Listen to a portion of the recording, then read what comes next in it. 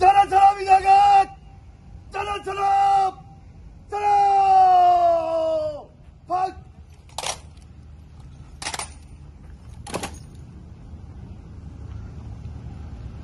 भाग,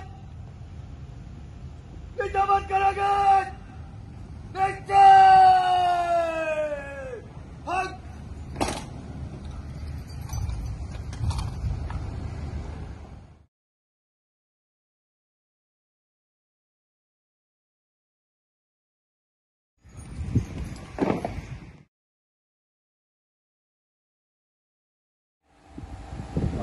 आज मेरा यहाँ पे आने का मकसद सिर्फ आप लोगों से मिलना है और आपने जो अच्छा काम किया उस अच्छे काम को अप्रिशिएट करना है।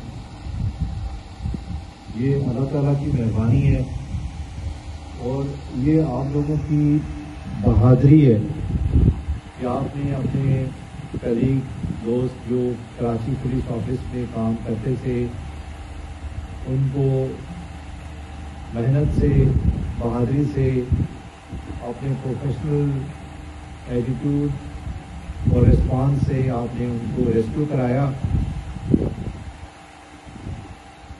और उस ऑपरेशन के नतीजे में अल्लाह ताला